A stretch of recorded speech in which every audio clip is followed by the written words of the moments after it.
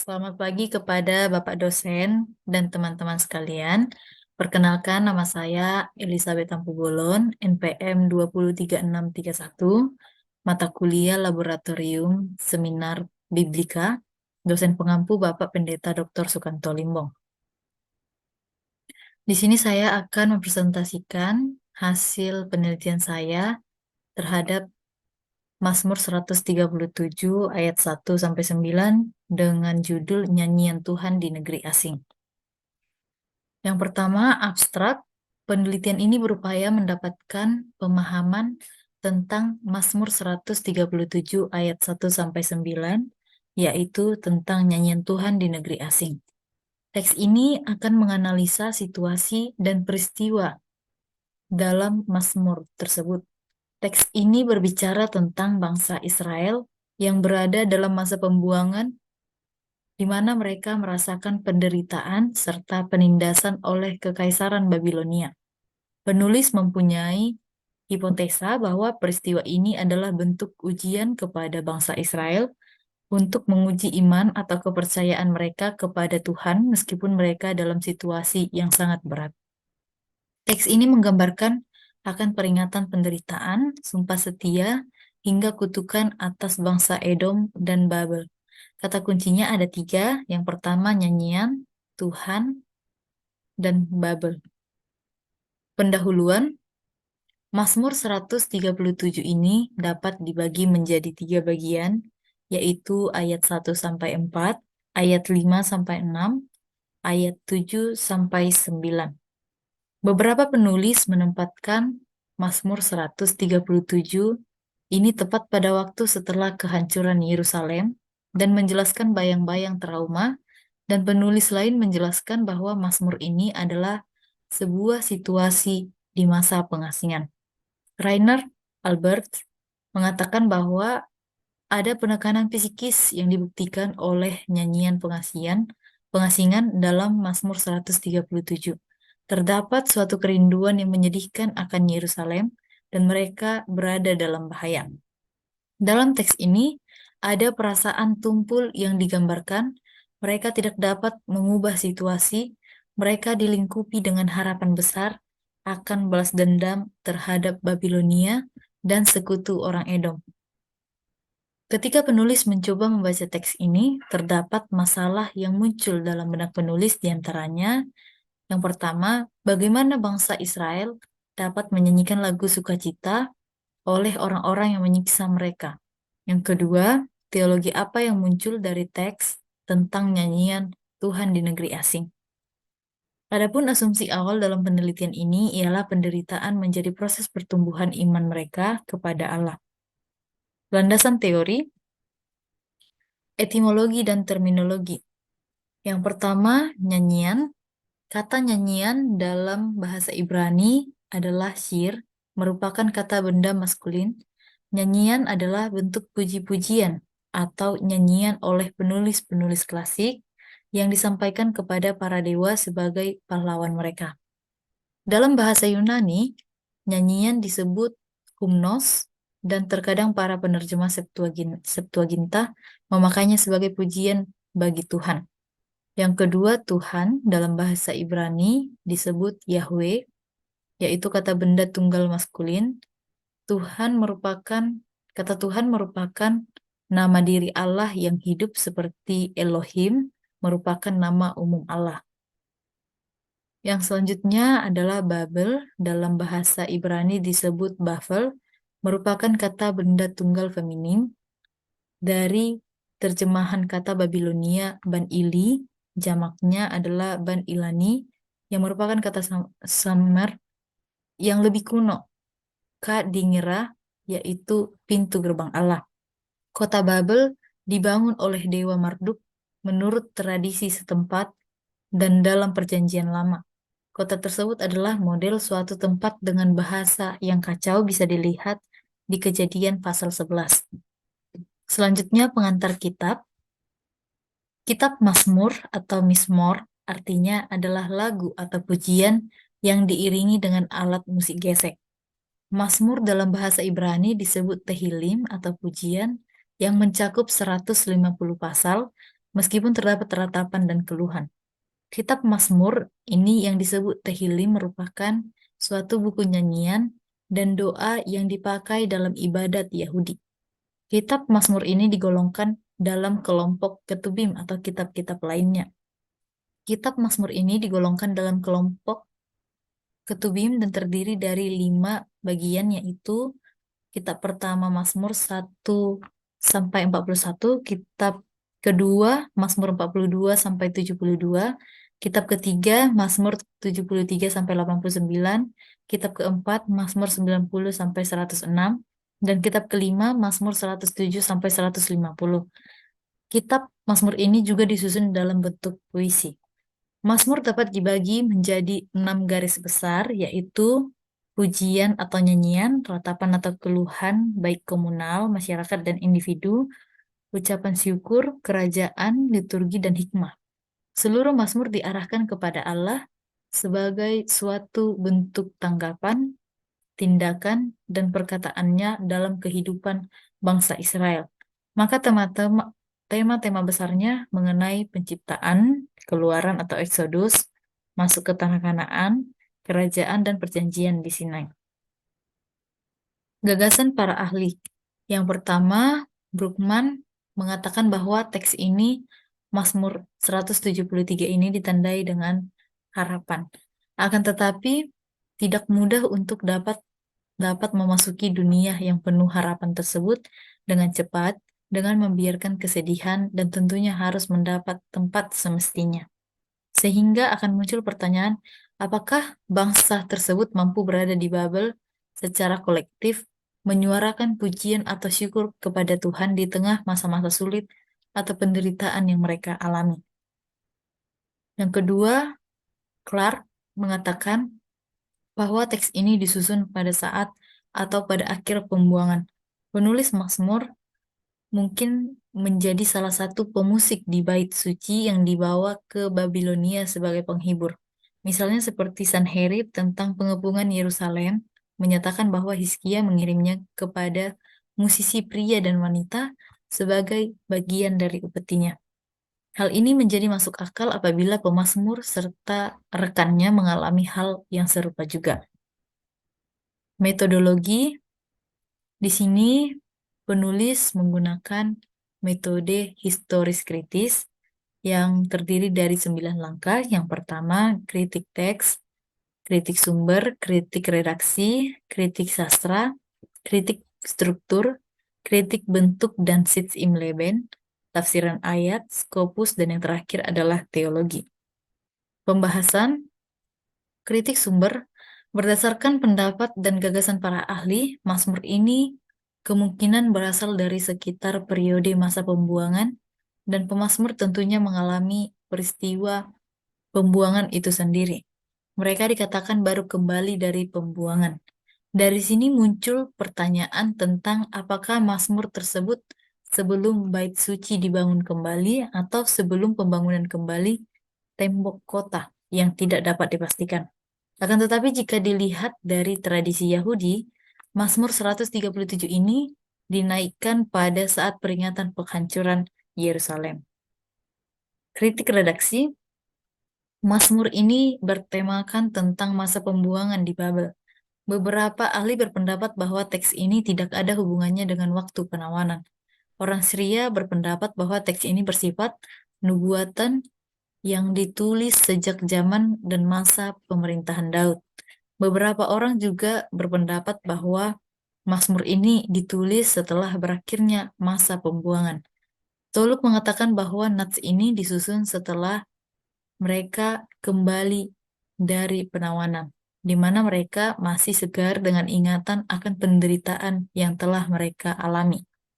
Akan tetapi, ada juga yang berpendapat bahwa kitab ini disusun pada masa penawanan. Jadi penulisnya tidak diketahui. Ada dugaan dari beberapa orang bahwa penulisnya adalah nabi yang menangis, kemudian dikirimkan kepada tawanan. Yang lain juga beranggapan bahwa teks ini berasal dari seorang Lewi, dari seorang tawanan. Scott juga menduga bahwa teks ini ditulis pada tahun 587 sebelum Masehi. Penulis kitab Mazmur tentunya termasuk dalam generasi yang telah menyaksikan bagaimana kehancuran kota suci tersebut. Kritik sastra, Mazmur 170, Mazmur 137 mempunyai seni puisi yang sangat tinggi. Teks ini menggunakan kata-kata yang enak untuk didengar. Teks ini terdapat pengulangan yang menanjak pada ayat 3b sampai 4a dan ayat 5 sampai ayat 6.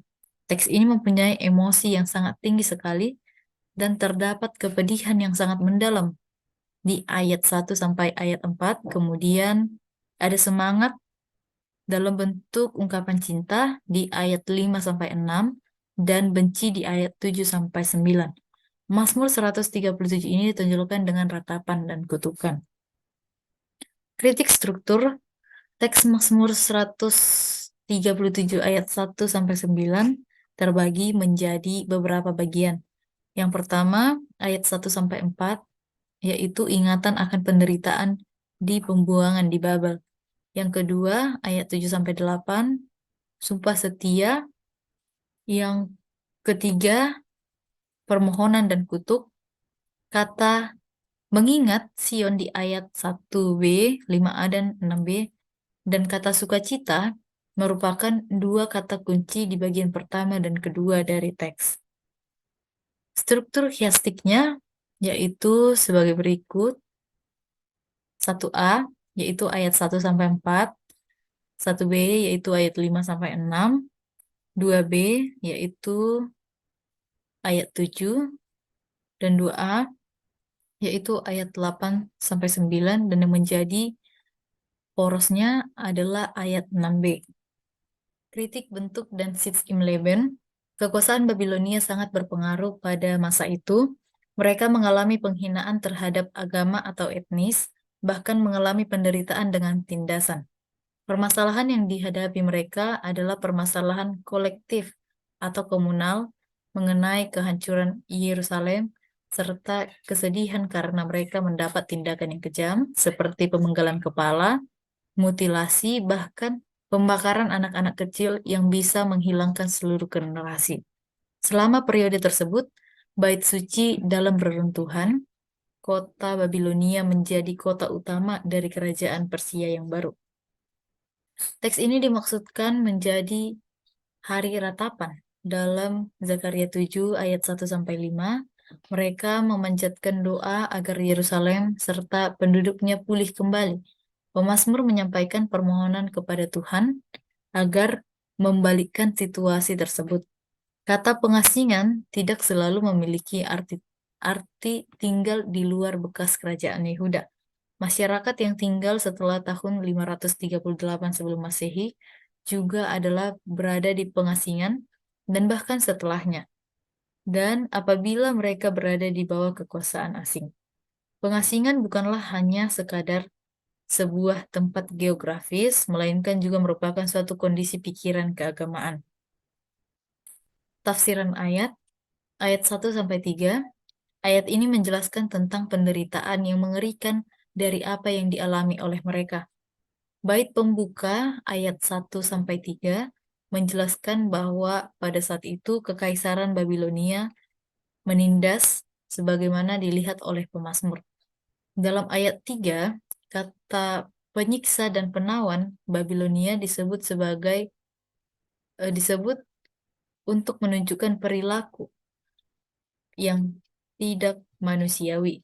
Bob Becking berpendapat bahwa hal tersebut merupakan tindakan yang tidak manusiawi dari para pejabat atau kekaisaran Babilonia, hingga menimbulkan kekerasan terhadap nasib orang-orang yang dibawa ke Babilonia.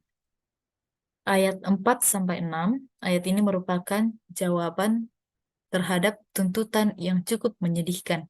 Nyanyian Sion merupakan milik Sion sendiri dan bukan milik negara asing atau negeri asing. Ada penolakan untuk bernyanyi dalam ayat tersebut hingga dia mengutuk dirinya sendiri jika ia melupakan Yerusalem. Hal ini menunjukkan bahwa manusia mempunyai kasih yang begitu besar di mana Allah berada. Ayat 4 menjelaskan bahwa tidak akan mungkin Israel dapat menyanyikan nyanyian sukacita untuk memuji Tuhan di negeri asing di tengah-tengah penderitaan yang mereka alami. Nyanyian-nyanyian Sion yang mereka maksud bukan sebagai tertawaan dan tidak bisa dikumandangkan dalam derita. Perbuatan Babel merupakan suatu penghinaan terhadap iman Israel karena sudah seperti sebuah olok-olokan terhadap Tuhan. Dan dengan tegas Israel menolak permintaan tersebut. Ayat 7-9, bait terakhir ini berisi tentang permohonan dan kutuk. Ayat ini merupakan ayat yang penuh dengan kutukan atas Edom dan Babel yang lahir dari hasrat mendalam terhadap Yerusalem. Dalam Yehezkiel 25 ayat 12, orang Edom berada di pihak musuh Israel ketika Yerusalem dihancurkan dan mereka senang karena Yehuda runtuh. Pemazmur menyerukan agar Tuhan mengingat bangsa Edom karena kekejian mereka yang mendukung musuh Israel. Sedangkan ayat 8 sampai ayat 9 mengarah untuk melawan bangsa Babel. Dalam ayat 9 ditunjukkan tentang suatu keinginan yang sangat suram, pembantaian yang mengerikan terhadap anak-anak Israel yang terjadi ketika Babilonia menginvasi Yehuda juga akan mengalami nasib yang sama terhadap anak-anak mereka sendiri.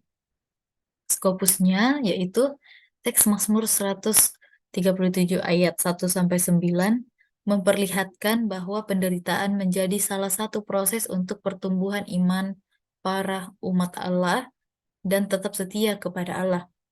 Teologi yang dapat dihasilkan dari Mazmur 137 ayat 1-9 adalah teologi kesetiaan. Dalam teks ini, ada kerinduan yang sangat dalam dari Israel terhadap tempat di mana Allah bersemayam. Mazmur 137 ini berisi ratapan serta harapan yang bersifat komunal yang juga bisa mewakilkan individu yang sedang bergumul. Mazmur ini berbicara tentang bagaimana situasi atau peristiwa yang dialami bangsa Israel di tengah masa pembuangan. Akan tetapi meskipun mereka dalam situasi yang sangat menyedihkan, pergumulan yang mereka alami sangat berat dalam ayat 5-6 seperti yang sudah dijelaskan di atas. Bangsa Israel menyampaikan sumpah setia mereka kepada Allah. Di sini ada perubahan dari penderitaan ke arah sukacita. Segala pergumulan, dendam, kepedihan atas penindasan kepada mereka disampaikan kepada Allah. Implikasinya yaitu Mazmur 137 ayat 1-9 tentang nyanyian Tuhan di negeri asing menjelaskan bahwa setiap pergumulan yang dialami oleh manusia bisa disampaikan dengan doa kepada Tuhan. Penderitaan yang dialami oleh manusia menjadi salah satu proses yang berat untuk menumbuhkan iman masing-masing. Mazmur ini menunjukkan bagaimana ratapan, doa, dan harapan yang disampaikan oleh bangsa Israel kepada Tuhan. Keadaan yang sangat menyedihkan, tidak manusiawi, bahkan menyakitkan dialami mereka. Ratapan ini jelas menjadi sebuah ratapan atau doa yang sangat menonjolkan emosinya. Apabila diperhadapkan dengan konteks masa kini, di mana masih banyak terjadi penindasan terhadap orang asing, seperti kaum minoritas yang tidak mendapatkan perlakuan baik di lingkungan sekitarnya. Misalnya seperti kaum Nasrani, di tengah ragamnya agama lainnya, melakukan penindasan terhadap mereka. Teks ini ingin menyampaikan bahwa segala pergumulan, dendam, sakit hati yang dirasakan tiap individu adalah ataupun komunal agar disampaikan hanya kepada dan melalui Tuhan saja. Penderitaan tidak menjadi penghalang bagi manusia untuk menjauhkan diri dari Tuhan dan harus menunjukkan kesetiaannya kepada Tuhan meskipun mereka di tengah penderitaan dan situasi mengerikan dan menyedihkan lainnya. Kesimpulannya, berdasarkan rangkaian penafsiran historis kritis dari kitab Mazmur 137 ayat 1-9, penulis berasumsi terbukti bahwa penderitaan yang dialami bangsa Israel merupakan suatu proses pertumbuhan iman mereka kepada Allah. Hal ini tampak dalam ayat 5-6. Mereka menyampaikan sumpah setia mereka dengan merelakan untuk tidak berbicara dan bertindak. Bangsa Israel berfokus dan menyampaikan permohonannya hanya kepada Allah, termasuk dendam yang ada dalam hati mereka. Dari teks ini, Kesetiaan harus tetap dijaga oleh manusia kepada Allah karena Allah tetap setia juga terhadap umatnya dan tidak pernah meninggalkan umatnya. Dari teks ini, teologi yang muncul adalah teologi kesetiaan. Demikian presentasi dari saya. Terima kasih.